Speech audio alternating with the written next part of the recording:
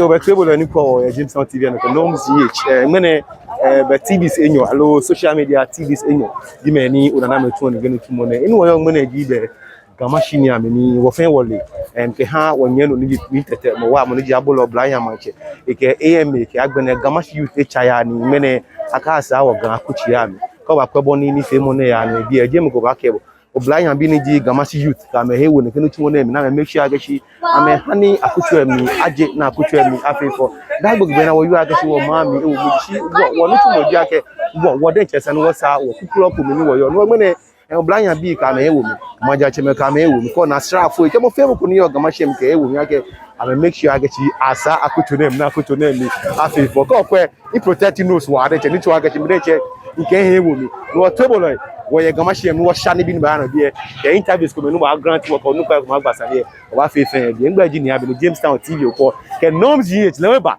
ne ba wa gamashi ai won ba no ko no ni ya no ball one love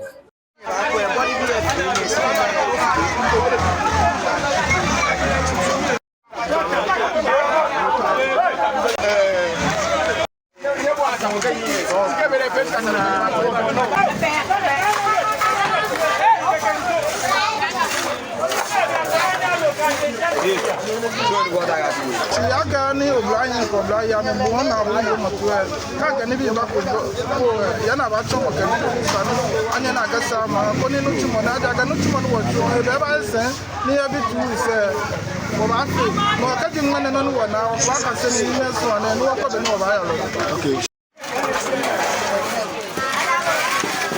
ile O'Brien ka ya ga ni le ga ya so ka gbe ni wa so nya so nenu akẹ́ni wọ̀ ẹ̀kútù ẹ̀mí níwọ̀n lè lọ́ní ìyànà ẹ̀kútù ẹ̀mí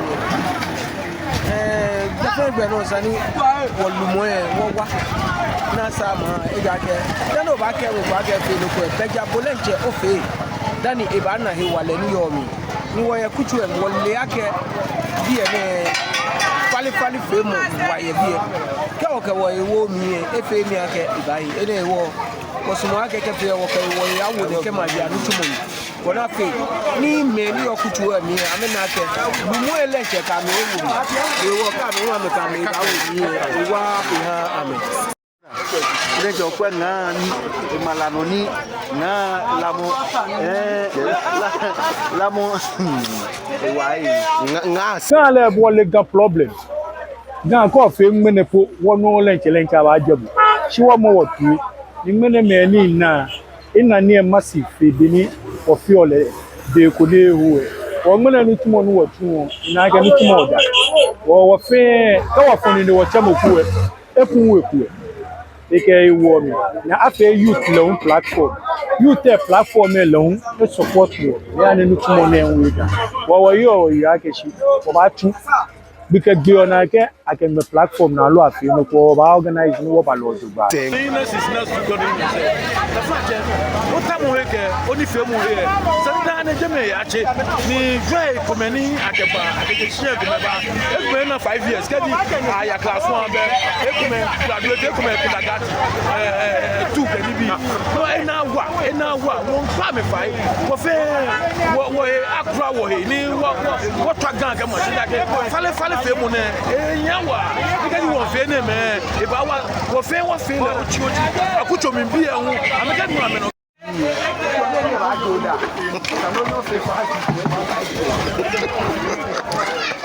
no ni kanya mi aja na waka me na chapa ni everything is ni ne ba ya no ni ne be ba sen shinmene le be ni bi abala aja ke iya kono fiano ni gbe no fiano ni be ese na ba tu ni papa ke lole ni baba bola e mo papa achi asu e kan bi papa ni wo se ko papa lole ni eyan gbe ni ba no nu tumo le wo ka mo tu na ko ba tu no ba gbe na sko gbe na wo mistake correction ko ni yo mi ko ba mo den wo correct ko ni na so na e fe lo ju ba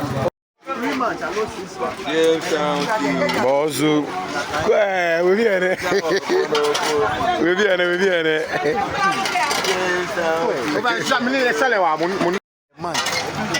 Many ekule apotafu akini tafu the following 2 weeks akini tafu the following 4 weeks ngba ji no be ye drum money di kenkele Aprobi Manye, and the Nation at the Traditional Council. Medi secretary, Yagaka Kanlo, BM. A day cook only watch it, Yaga, ni wake waga. No, ya, to take it at the fame. Blind ko blind, means when I'm about to chummy. A man knew ni I asked to Kenny, what way, and walk a wa. The money work it, Domoquin, and I know what you did at the Moam, no job diamond. Ye, Abula Niam, Lady was found at our president.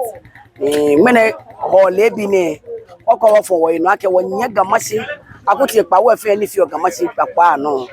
Ni what's Mami, Yake, ye be kwa by Yafi. Ni wa ba Yafi pe.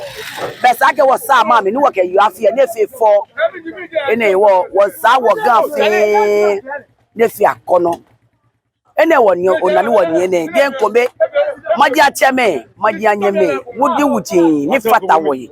Ni wa fe ne kenu chumo ne ame family ye kokwe mbe kwa manake manye ni kolego no manye na do akuru profita wa ojoba ni feta wo ni wonye ne wakasa metro chama ni Mrs. Messi odu feta wo ni wonye e wo kakaka lo sub metro director fe me ake wakaka lo ke na ni tete mo wam ke eme o fe komi ni waka lebi ni wo fe fale e gamanti ase mi boni afi ni wa yi afi ni efefo ya ke yebeku ababashi obaduma keke wako afi ele wo eni awoko wo fun we no ake fale wo eyan ni won dumo ne ke wi mo ne waka twose man bi fe ake fale fe mo oji wo yiwale na mo eyembeku wo ya ka panu ake nu obabo enem ni nu job abo emba ni wakaji muti e gota ti am ni benu ele nu e baba wo siam de ba wele wo na kan no ni oni wo badomo si ni wo baje boni afi ni ke nu enu mere mo ba nu anagba e wo pe wo bi ma bi tete fe ake wo pa fai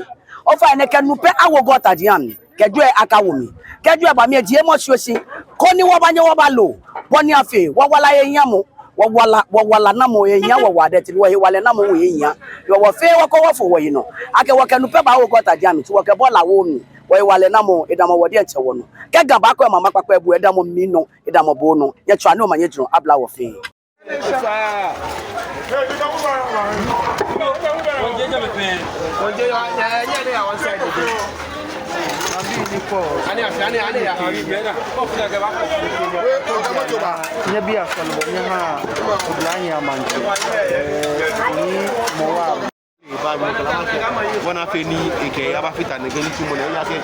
we always assume, and that is what we always say, when it comes to cleanliness, sanitation issues, there are those that has to do this work. There are those that has to lead. Financial Messiodo, Menji Ashedu Keke Submetro Director. Frank, when they were Nuchumo, Eteno Duba, Nobada or Nimeke or Nameshi. Ye Ekume Femo, Nameke AMFA.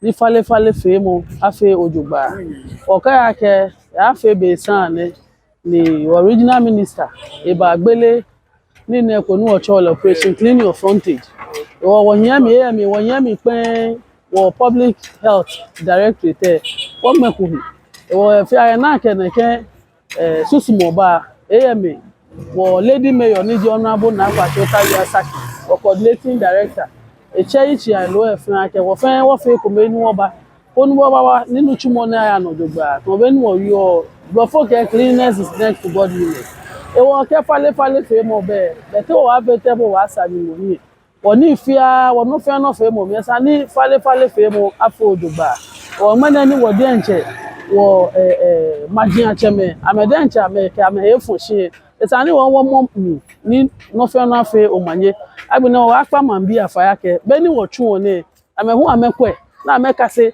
aka me ake dwe ba bu ashida dani abana ba chushimo keda wo mfe e ba fo ojogba e wo lebi ne oni penu wa ke ji are shi wonder mo fe mo shi o mo no kwewo mo ni enu wo he bo jenshi o shian jenshi o akuchobi bona fe ni fale fe mo e fo ojogba mo ni wenu e ake mo ninu ko ake wo ke cleanliness is next to godliness agbene hu operation clean your frontage je ni pa kota so se Ibadan ti body enche ko efon no ni ochun lo ojogba ko ni da bo fe da be fe be o he ache ko lo na sound mind lo ke chu oni o wo fe wo twa lo ma nye jun afi wo no e wa don be from on to at the same time mancheme ke onupa ye wo manem si le unka ebe na to lo Brian manchene itako shefulu e wa yute e kwa yute ni sana efe akutu ami fe bo mode efe wo won wo yute won shile kon aganu bra ne nu ajole ni ba na na ke wa yute o no di wo mo fi ko ni yo ni mo ke man bi fe. This one ready. So if you are going to give us pure water to drink from this way, from Accra, from Buko. So look at our God. We are prepared it already. Okay. Nobody to pay off for you. So come is here and give us drink and drink it. Okay, station. I told me start calling. Mama Shatta one. Mama Shatta one. Now, Bobo, I can put in chair.